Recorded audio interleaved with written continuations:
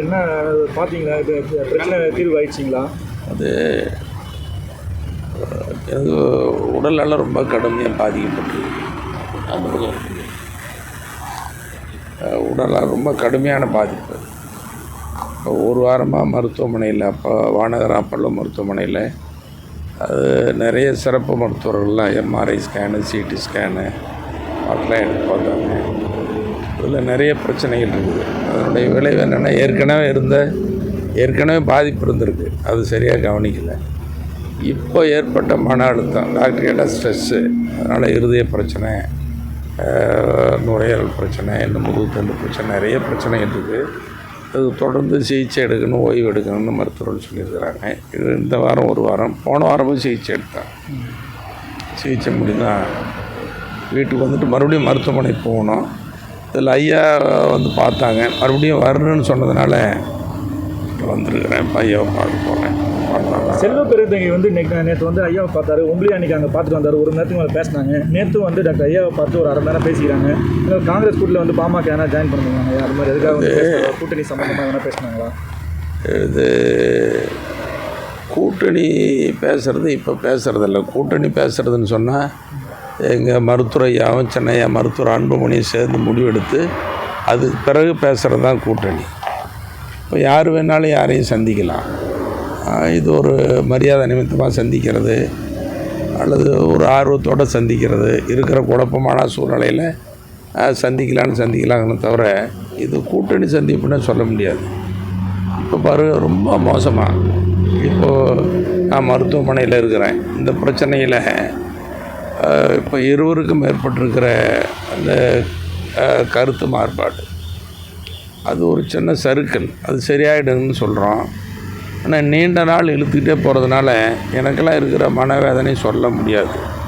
எனக்கு மட்டும் இல்லை, எங்கள் கட்சியில் இருக்கிற பொறுப்பாளர்கள், அடிமட்டத்தில் இருக்கிறவங்க எல்லாருக்கும் ஒவ்வொரு நாளைக்கும் இதுதான் பெரிய வேதனையாக இருக்குது.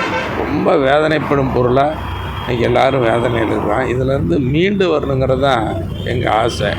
ஆனால் இதுக்கு இடையில் ஜிகே மணி கூட்டணி பேசுகிறான், அப்புறம் ஒரு கட்சி அந்த கட்சி கூட கூட்டணி சேர போகிறான், அந்த கட்சியில் சேர போகிறான். இப்படிலாம் 45 வருஷமாக உழைக்கிற, உண்மையாக இருக்கிற, விசுவாசமாக இருக்கிற, மனசாட்சியோடு நடக்கிற என்ன கொச்சப்படுத்துறது, கேவலப்படுத்துறது ஒரு திட்டமிட்ட மோசடியாக இருக்குது. இது ரொம்ப வேதனை அளிக்கிறதா தான் நம்ம பார்க்குறோம். நேற்று வந்து செல்வ பெருந்தகை வந்து பாஜக போதுன்னா அந்த இடம் வந்து சுவாகா தான் அப்படின்ற மாதிரி சொல்லிக்கிறாங்க. அதே மாதிரி அன்புமணி இயக்கிறதும் ஒரு பின்னாடிலேருந்து பாஜக தான் இயக்குதுன்ற ஒரு கருத்தும் இருக்குது. நீங்கள் எப்படி பார்க்குறீங்க? இல்லை, உங்களுக்குள்ளே பேசிக்கிறாங்க, சொல்லிக்கிறாங்க, அவங்க கூட்டணி அதை பற்றி பேசுகிறாங்க. எங்கள் கூட்டணியை பொறுத்த வரையில் எங்கள் மருத்துவரையாவும் எங்கள் சென்னையா மருத்துவர் அன்புமணியும் எடுக்கிற முடிவு தானே தவிர தனிப்பட்ட முறையில் யாரும் எடுக்கிற முடிவு இல்லை. அவங்க முடிவெடுத்த பிறகு தான் அந்த முடிவு கூட செயற்குழு, பொதுக்குழு, மற்றவங்களாம் கருத்து கேட்டு தான் எடுப்பாங்களே தவிர தனிப்பட்ட முறையில் இல்லை. இப்போ கூட்டணியில் யார் வேணாலும் பேசலாம், அது ஒவ்வொருத்தரும் ஒரு கருத்து சொல்லலாம். தேர்தல் இன்னும் ஒரு வருஷம் இருக்கிறதுனால இப்போ ஏதாவது கருத்து சொல்லலாம். அதுக்காக பல விமர்சனங்கள் வரலாம். விமர்சனத்தை தாங்கிக்க முடியாத விமர்சனமாக இருக்குது. என் மேலே வர விமர்சனம், அப்போ நான் கூட 45 வருஷம் பொது வாழ்க்கை, இதில் 5 வருஷம் பஞ்சாயத்து சேர்மேன், 20 வருஷம் சட்டமன்ற உறுப்பினர், 25 வருஷம் கட்சி தலைவர், பல பொறுப்புகள் இருந்து, மாவட்ட பொறுப்பில் இருந்து மாநில துணைத் தலைவர், எல்லா பொறுப்பும் வகித்தோம். ஆனால் இது வரைக்கும் எந்த விமர்சனத்துக்கும் ஆளாகலை. நான் இப்போ திட்டமிட்டு ரொம்ப விமர்சனம் தான், தாங்க முடியாத விமர்சனம். அதோட இன்றைக்கி இப்படி கூட்டணி பேசுகிறான், இப்படி கட்சிக்கு போகிறான் அப்படின்னு சொல்கிறதெல்லாம் எப்படி தாங்கிக்க முடியும்? அப்படி போகணுன்னு நினச்சிருந்தா சேர்மனாக இருந்த நேரத்தில் நாங்கள் அனாதை விடுதியெல்லாம் நடத்திக்கிட்டு இருந்தோம்.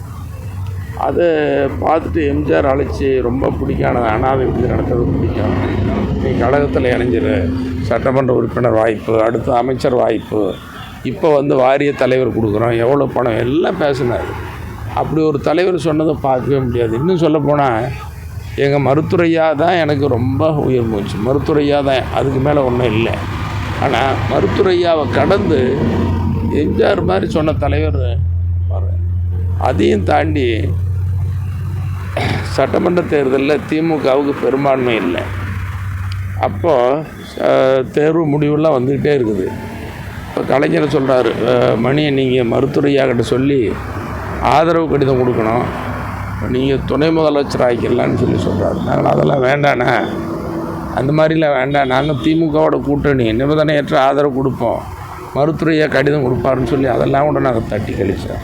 அதுக்கு மேலே புரட்சி தலைவி அந்த அம்மா சொன்னதெல்லாம் சாதாரணமானதில்லை.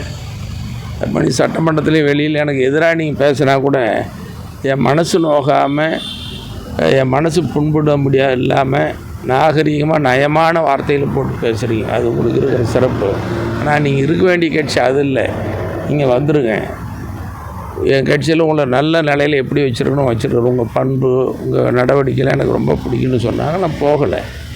அப்படியெல்லாம் வாழ்ந்துக்கிட்டு இருக்கிற எங்களை இப்போ அப்படி இப்படின்னு கொச்சப்படுத்துறது எப்படி ஏற்றுக்க முடியும்? இப்போ எங்களுக்கு இருக்கிற வேதனையெல்லாம் 2 பேரும் ஒன்றா சேர்ந்து பேசணும், ஒரு சுமூகமான முடிவு சீக்கிரம் வரணுங்கிறது தான். இன்னும் சொல்லப்போனால் வந்து பேசுகிறேன், வற்புறுத்துறேன், சண்டையே போடுறேன். இல்லைன்னா நான் வரல, வீட்டுக்கு போயிட்டு அமைதியாக 2 பேரும் ஒன்றா சேர்ந்த பின்னாடி நான் வர்றோம், அப்புறம் வந்து பார்க்குறேன்னா எங்கள் மருத்துவரையை நல்லா இருக்குல்ல, எல்லாரையும் பார்க்கும் பொழுது நல்லா பேசுகிறாரு, உற்சாகமாக இருக்கிறார், உங்களை ஊடகங்களை சந்திக்கும் போது உற்சாகமாக இருக்கிறார். அதுக்கு மேலே தனியாக அவரும் நாங்கள்லாம் பேசும் பொழுது கண்கலங்கிறாரு, கண்ணீர் வடிக்கிறாரு, ரொம்ப வேதனைப்படுறாரு. அதெல்லாம் தாங்க முடியல.